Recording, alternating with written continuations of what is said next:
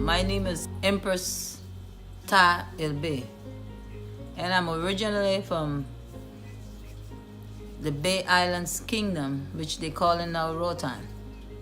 So we are out there in the Caribbean island and happy to be able to share some of the healing that we've been doing before all of this came in. Because before all happened, it wasn't no doctors, we had our natural doctors. It's a privilege to be able to introduce myself to the healing community, those that believe in natural healing. In 2014, after I got sick with cancer, I was taken to Usha village, and I had the privilege to be with Tia Sailuz, we call her, but her name is Empress Tia.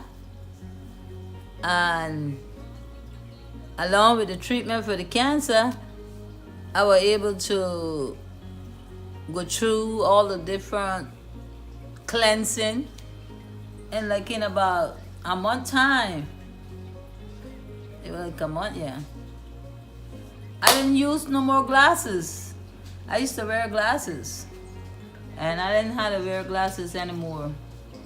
And I have since I've been doing the natural healing, I have like 4 years, and it's a lot to give God thanks because I'm still here alive, strong, with drinking all the natural medicines and doing all the different things that I'm supposed to do for this body. I think it's good to go through the treatment of that sheep that you're going through right now. The detoxing? The detoxing, because it will be, I feel like it will be very good for him. You see, once you started doing the detoxing, you cleansing the whole body. So everything that needs to be clean and straightened up, that's what it's going to do for you. But you have to change your diet, just like the chief say. You got to stop eating the things that you eat now and eat a different diet, okay? Here in our alkaline home, we don't eat no red meat. We don't eat we don't drink no milk like the natural milk, the animal product. We don't do nothing like that, like eggs, bacon, cheese, all of those stuff that you was talking about. We don't eat nothing like that. And if you do something like that, like for example, we do the sugar, we do the turbine sugar. If we do the flour, we do the genetic that do have no GMO in it. So we just replace the old thing with the good thing. On our island, we still we grow all our food. We go to the bush and take down a bunch of banana planting, and that's the way we live, huh? We are 36 miles off the coast of Honduras. We are 3 big islands. The big one is Rotan, Utila, and Guanaja. We are the last island to be discovered, because they feel like we Honduran, but we are not. We are the indigenous people of the Bay Island, which now is the Bay Island Kingdom. We've been there since time immemorial. You know, so we got a lot to be thankful for, because again, it's only through the mercy of God that we're here to testify about His love and kindness. We have like 3 ships for the week. Wow. Royal Caribbean, which one? Norwegian Cruise, and which next one? MCL. So yeah. So Carnival. Carnival. sometimes we have 3 ships in for the day. Wow. But that week we're gonna have 5 days of cruise ships on the island, which is great because the people feed. Right. The unfortunate happenstance is that the native Bay Island people don't get to see or enjoy the proceeds. The cruise ship tourism revenue on our island is $55 in millions a year. That's 55 million US dollars per year is generated from cruise ship tourism on our islands. And most disheartening for us as the native Bay Island people, and I can speak to this because I am Roatan's Goodwill Ambassador, is that the native Bay Island people don't get to see or enjoy the proceeds generated on their native islands. Like the Empress said, we have been there from time immemorial. Who handles some of the negotiation of the cruise ships?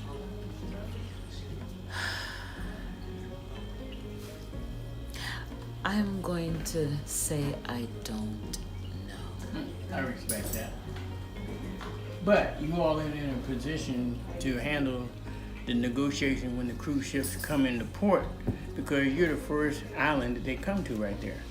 In an ideal world, that perhaps might be the case, but we are besieged by corruption. And all that corruption is and does, and we suffer the consequences of that as native Bay Islanders. So We're basically out of the socioeconomic progress of the islands because now we have been invaded by mainlanders who continue to not only displace Bay Islanders, but they are invading patrimonial, native, aboriginal, indigenous lands, which the Empress just won acknowledgement and represents the struggle of the native Bay Island people. And that has been acknowledged by the human rights organization there. And we're grateful that we had an opportunity, I as Roatan's Goodwill Ambassador and the Empress and her grievance on behalf of her family and her siblings, to lodge a complaint before the Human Rights Institution of not only the invasion of the land, but the complicit, institutionalized, racist, discriminatory, corrupt, land-grabbing prosecutors, judges, police, they all in the cesspool itself of corruption. So much so that just having this conversation, just bringing this matter up, endangers the lives of environmentalists like ourselves. Because our concern was for the patrimony, not only of the island people, but the legacy of the land itself. the proper health, what is it that you'd like to have changed that you think would assist the islanders? The Empress can speak to that. What real needed now on our island is the hospital. Health. Okay. Medical health. Yeah. So you're saying medical help should be instituted first of all, as well as assisting to stop the corruption that's taking Well, place. that's the main thing. That's the reason why, for us to be able to accomplish the work that we're doing now, Right. then we have to set up a how we gonna handle it, how we gonna do it. Right. And the main thing is that our people they're dying because of health. If you eating well and you healthy, then you could work and do all the rest of the things that you need to do. Correct. I mean, we don't have a decent hospital. I mean, you won't die there if you get sick. You don't have the money. Okay. The education. So hospitalization should be at the top of the chart, and then maintain healthy diets and be on natural, environmental substances, I'll say, to be able to stay healthy. Yeah, and then for us to be able to do the health, then we gotta grow it. Correct. So this is where the agriculture come in. Okay. We gotta provide our own food. So these are all the things that we are seeing for us to be able to set up this new government body. Then these are the things that need to be put in place first. So you would say going back to Mother Nature, as Dr. Sebi had done, to be able to help with curing people with the natural herbs and the different plants that God has given us to That's use. right. And the natural food. Just an GMO food. Okay. You just watch it grow. We know the time of the year that you plant bean, corn, planting banana, melon. It's a time to do it. So that's how we've been living on the island. Okay. And all the medicine is there. All the medicine that we need. We until 3-4 years ago, the pharmacies come in. All of these many years, we just See, cure with natural heat warms. Many people don't understand that all the medications are presented from God's good earth, and they add different substances to it to make it up, to be able to control the population. But everybody goes back to natural earth products, they come out a lot better. Because God's plant is what saves our lives. Amen. It's real simple. It's the ways of our grandmothers and the ways of our grandfathers. And it's the connection that our bodies have with the earth itself, with the wind, with the Great Spirit. I mean, that's the beauty of living on the island. You know, that's the quintessential gift from God to us as island people, is that from time immemorial, He chose us and placed us and wove us out. It's beyond being autochthonous, you know. It's So us meaning the indigenous people of the earth. the indigenous aboriginals, the origin, the original gene pool, so to speak, not this contrived, genetically modified experimentation of designs that were not created by the creator of all.